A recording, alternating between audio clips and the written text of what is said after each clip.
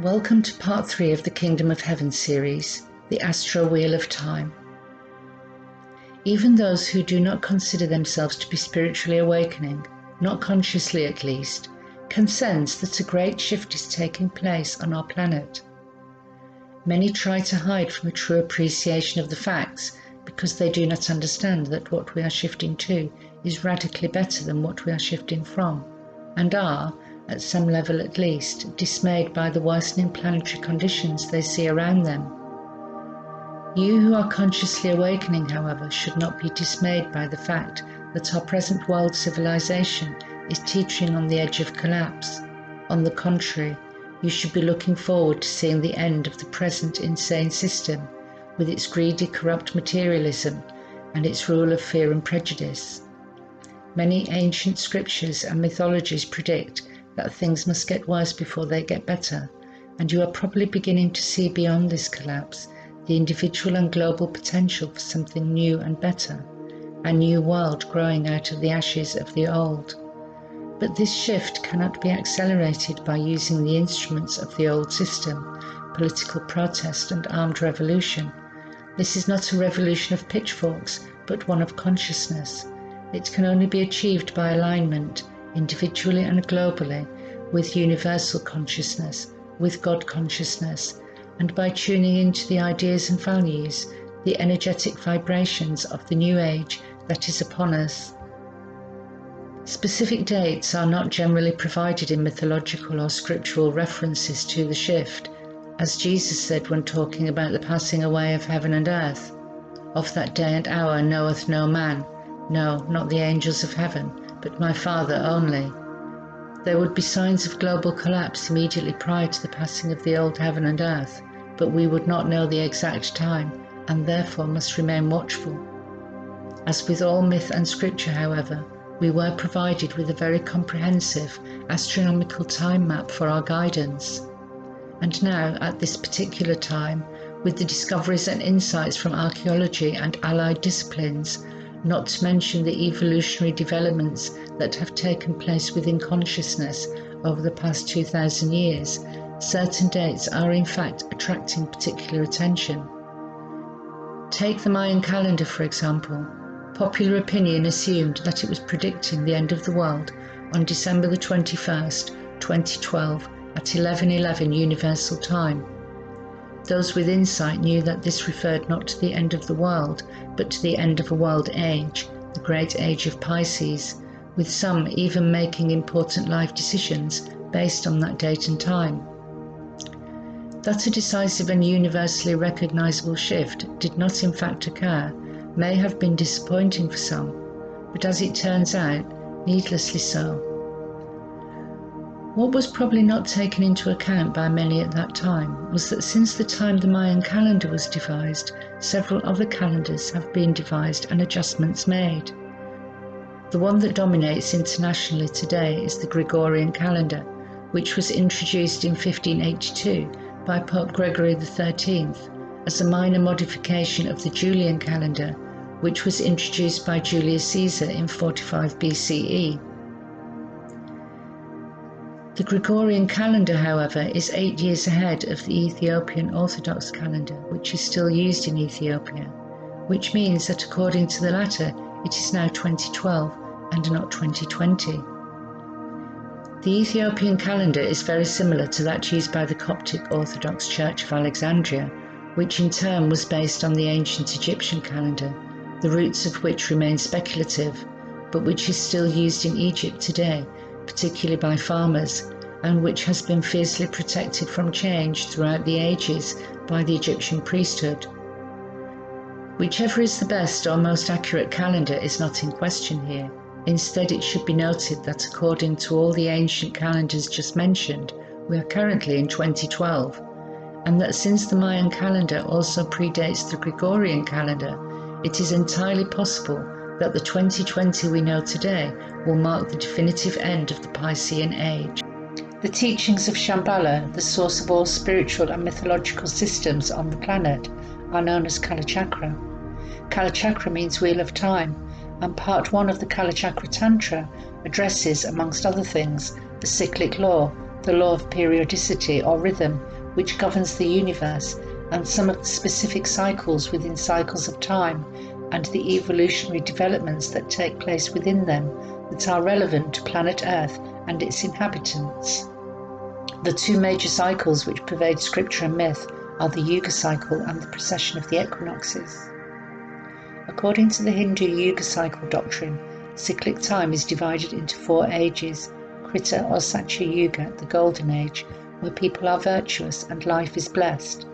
Next we have Treta Yuga, the Silver Age, where the quality of life has diminished and virtue has decreased. Then we have Dwapara Yuga, the Bronze Age, where virtue has decreased even further. And finally Kali Yuga, the Age of Iron or Materialism, where virtue has almost completely disappeared. The Yuga Cycle is known by many different names in many other traditions, including the Chaldean, the Zoroastrian, the Mesoamerican, the Jain, the Roman, and the Judeo-Christian. The Greek version, known as the 4 World Ages, gold, silver, bronze and iron, is probably the most well known, although Hesiod in the 8th century BCE gives us a 5-age version of the World Ages in the Works and Days by inserting the Age of Heroes between the bronze and the iron. There are 2 versions of the Yuga Cycle, the long count and the short count. According to the long count, which is the most widely accepted version, Krita Yuga lasts for 1,728,000 years. Treta Yuga lasts for 1,296,000 years. Dwapara Yuga for 864,000 years, and Kali Yuga for 432,000 years. These figures, which were arrived at by multiplying 1 human year by 360 to give 1 divine year, give us a ratio of 4:3:2:1. Although some have chosen to see being born in the Kali Yuga, the age of darkness, more of an opportunity for spiritual growth than a misfortune, if the above figures are correct, and if the start date for the Kali Yuga is 3102 BC, approximately the time when the first historical civilisations emerged, then our future looks grim for a very long time to come. The short count Kali Yuga, of which there are several versions, may have generated much controversy and uncertainty, but it has also generated a little optimism, given the possibility that computational errors may have crept in over the centuries, not to mention that intentional blinds and ciphers are very common in esoteric literature, and that numbers are not always literal but could be symbolic.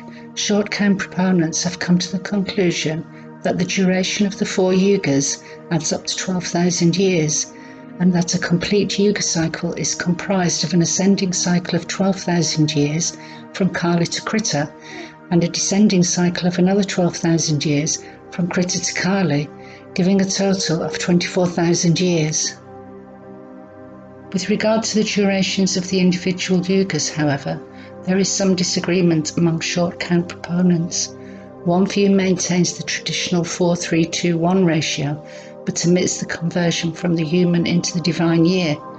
Another view, which finds the most support in ancient sources and other cultures from around the world, holds that the 4 ages in the Yuga cycle are of equal 3,000-year duration. The Saptasi calendar, which is still in use today in some parts of India, claims that each of the 4 yugas has a duration of 2,700 years, with 300 years for the transitional periods, which can be further broken up into 2 separate periods of 150 years each, one at the beginning and one at the end of each yuga. Proponents of the equal length short count version say that we should also question the accepted start date of the Kali Yuga, 3102 BC. According to the Saptasi calendar and other ancient astronomical texts, the descending Dwapara Yuga, the age in which the Mahabharata was set, began in 6676 BC. If this is the case, then according to the short count view, the descending Kali Yuga began in 3676 BC, and the ascending Kali Yuga began in 676 BC. As such, the transitional period of 150 years at the end of the ascending Kali Yuga will begin around 2025 CE.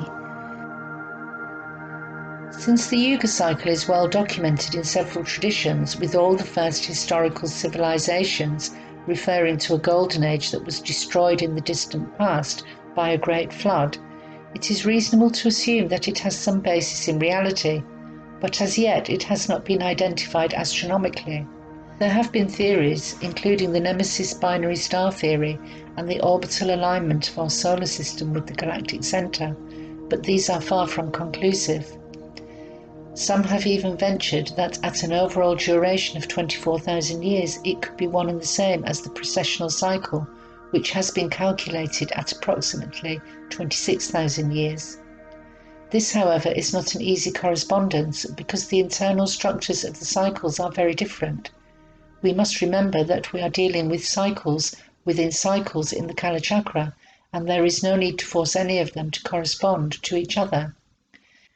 At present, then, it is not possible to definitively determine how long the Yuga cycle is, when the present cycle began, and where exactly we are in it, although the prevailing view is that currently we are in the Kali Yuga or Iron Age, the age of materialism, and have a very long time to go in it. The precession of the equinoxes, on the other hand, is a proven astronomical phenomenon. Sometimes known as the Great Year or the Platonic Year, it is a cycle which has been known and revered in virtually every religious and spiritual tradition on this planet from time immemorial. In order to understand precession, we first need to understand the Earth's relation to the zodiac during the 365-day solar year. As the Earth makes its annual orbit around the Sun, the zodiac consists of the constantly rotating band of constellations that lie beyond it. We can understand the mechanics of this cycle better if we imagine a merry-go-round where the observer on Earth is riding the merry-go-round, looking towards the central pillar which is the Sun, and watching the revolving panorama of the funfair in the background, which is the zodiacal band of constellations. In late March, the constellation Aries is on the far side of the Sun, and as the latter appears to move across the sky during the year, Taurus moves into the position previously held by Aries. Taurus is followed by Gemini, and so on until we have completed one circuit of the heavenly band with its 12 distinct phases. The orbital plane of the Earth around the Sun, the merry-go-round around the central pillar, which happens to be the same orbital plane for all the planets of the solar system, is known as the ecliptic, so named because it is the only place eclipses can occur. The precession of the equinoxes also traces a course around the zodiac, but over a period of 26,000 years, and in the opposite direction to the eastward motion of the Sun along the ecliptic in the 365-day cycle. Instead of the annual Aries, Taurus, Gemini sequence, we get Aries, Pisces, Aquarius, and so on. This occurs because the Earth, as it spins on its axis whilst orbiting the Sun, does not rotate perpendicular to its orbital plane, the ecliptic. Instead, due to the gravitational pull of other celestial bodies, it wobbles like a gyroscope as it rotates through the cosmic ocean. This means that its ecliptic plane, its orbital plane around the Sun, is not in line with the plane of its celestial equator, which is formed by projecting the earthly equator outward to the celestial sphere, but is inclined to it by an angle of approximately 23.4 degrees. When these two planes cross, we get the equinoxes. It is called the precession of the equinoxes because the equinoxes move westward along the ecliptic relative to the fixed stars rather than the eastward direction of the solar year. When the Sun, in its apparent motion along the ecliptic, crosses the celestial equator as it travels from south to north, we get the vernal or spring equinox, and as it travels from north to south, we get the autumn equinox. The two solstices occur exactly halfway between them, thus forming the four corners of the cycle. If, that is, we look towards the east at sunrise on the spring equinox over a period of 26,000 years, we can perfectly predict which of the 12 zodiacal constellations will be rising on the horizon. Also, due to this gyroscopic movement, the axis of the Earth's rotation is not directed at a fixed point in the distance of space, but traces a circle on the celestial sphere and the stars which are in this circumpolar region at both the north and the south poles successively become pole stars during the precessional cycle. At the present time, Polaris is the pole star in the northern hemisphere, but in 12,000 years it will be replaced by Vega. As Giorgio de Santillana and Hertha von Deschend explain in their groundbreaking book on astronomical mythology, Hamlet's Mill, when our ancient stargazing ancestors referred to the four corners of the earth, it did not mean that they believed in a flat rectangular earth, but rather that they possessed complex astrogeometrical knowledge about the constantly changing relationships between Earth and its celestial neighbours. The ancients, they say, envisaged the precession of the equinoxes as a massive, geometrically constructed framework which rotated around a central axis at the centre of the world and connected heaven and earth. It is often represented in myth as a tree, a mountain or a pillar, as a stairway, a maypole or a totem pole, as an obelisk, a tower, a cross, and sometimes as a mill or a millstone. It appears in mythologies throughout the world and is known by many names. For example, Yggdrasil in the Norse tradition, Sampo in the Finnish, Skamba in the Vedic, and Irminsul in the Germanic. Collectively, these have come to be known as the Axis Mundi, the central axis which literally makes the world go round. And in every culture we find hymns and rituals dedicated to keeping the framework in place and maintaining order and stability in the universe. In our present times, the Great Wheel is slowly moving out of the age of Pisces and into that of Aquarius. It will take another 2,000 years or so to move into the next sign, which is Capricorn. Many ancient Indian texts, including the Vedas, the Upanishads, the Epics, and the Puranas, refer to the Wheel of Time in symbolism which is unmistakably precessional. In the Vedas, the Axis Mundi is referred to as the Skamba, a Sanskrit word meaning prop, support, sacred pillar or millpole. The Skamba, which was created by Brahman, the eternal entity that existed before the manifest universe was created, supported the universe and was crucial to spiritual and psychological transformation.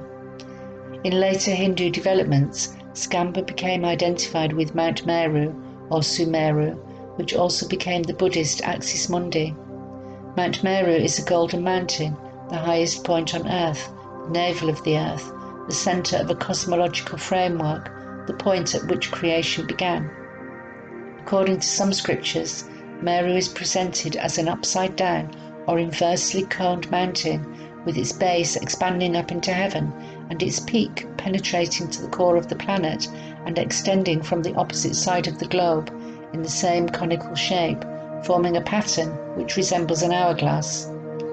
This is a precise representation of precessional geometry.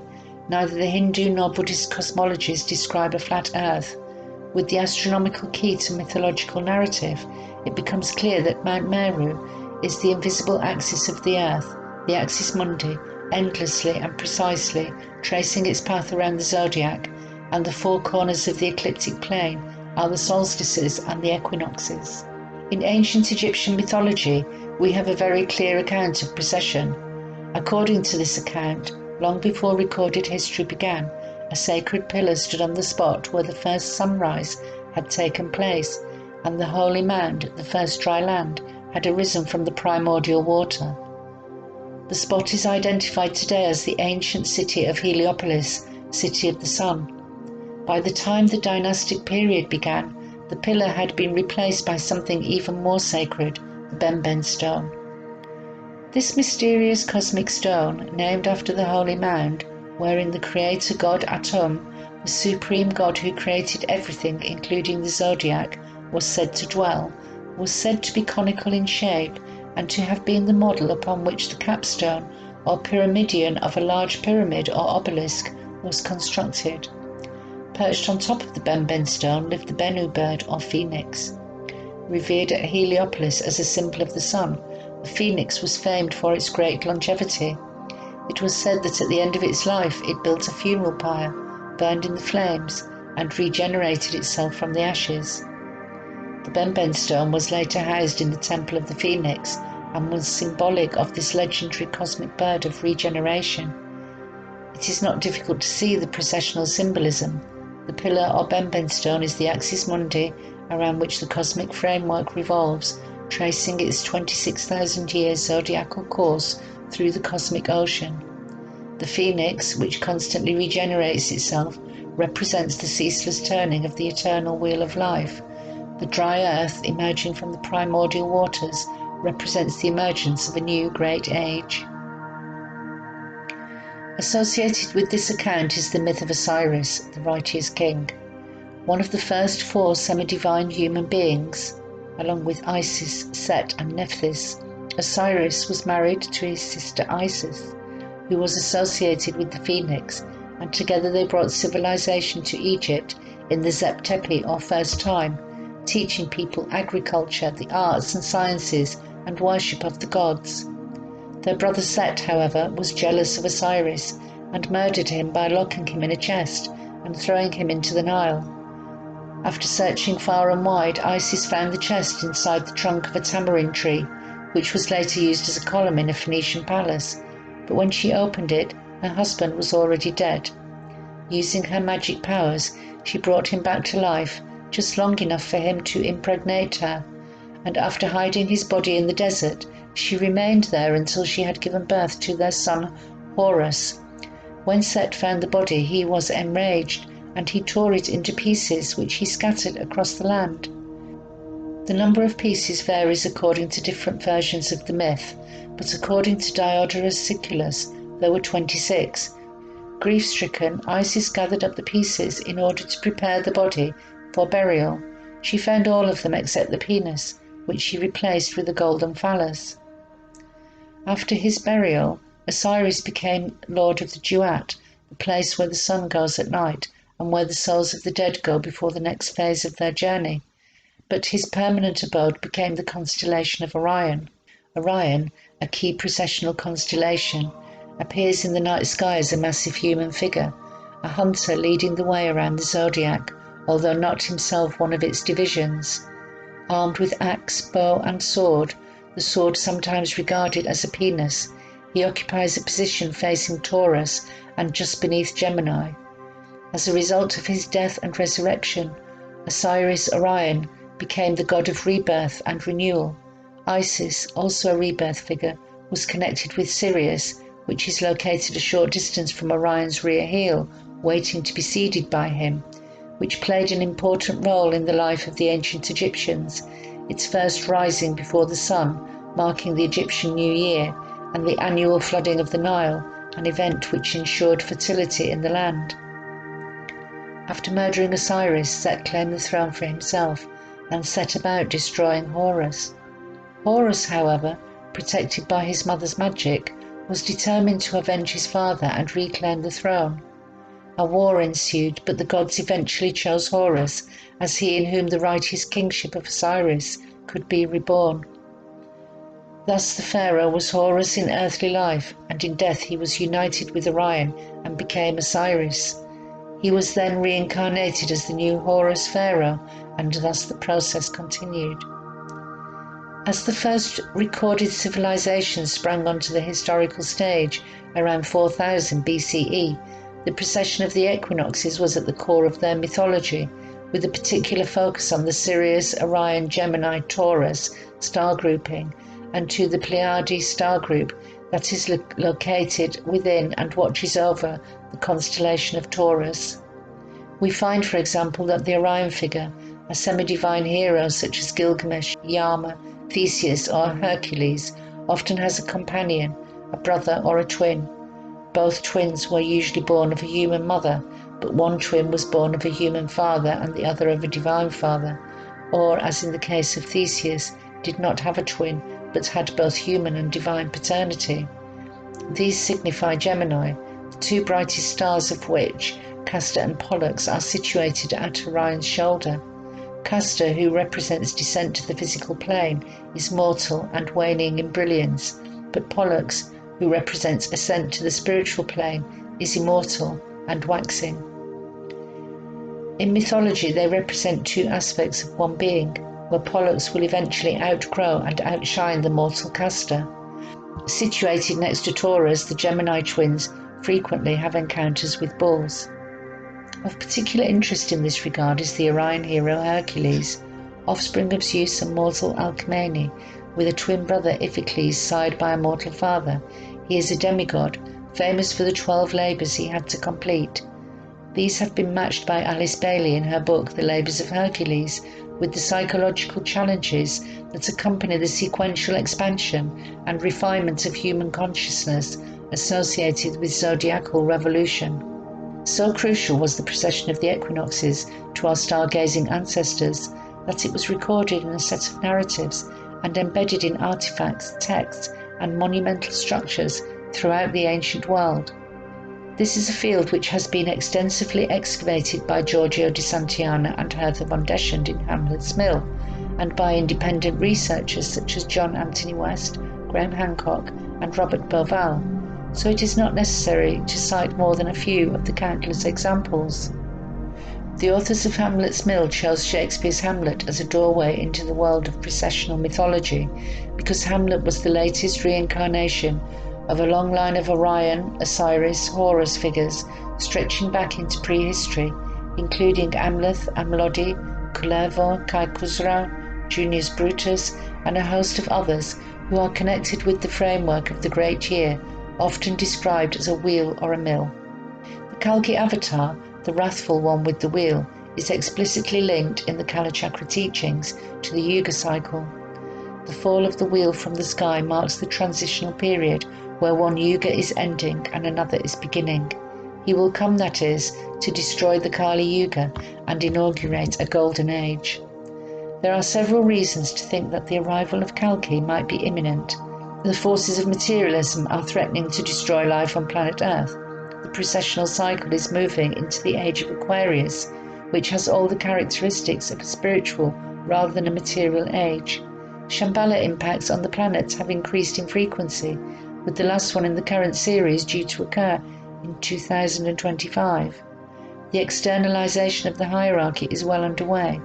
Vast numbers of people are spiritually awakening and in the process of ascending to meet Shambhala as it descends to meet us. The short count, equal length version of the Yuga cycle may be the correct one, and if not the same thing as the precession of the equinoxes, may be going through a shift from one age to another synchronous with the precessional shift. In destroying the Kali Yuga, Kalki will physically destroy those outmoded forms which impede the free flow of the life force and smash through our limited three-dimensional space-time reality. He will, that is, conquer time. He will bring the Kalachakra Tantra teachings to those who are spiritually awakening and lead them to a state of consciousness which transcends time, to the eternal now, a level of reality which underlies both the macrocosm and the microcosm and can be accessed when an enlightened or transcendental state of consciousness is attained.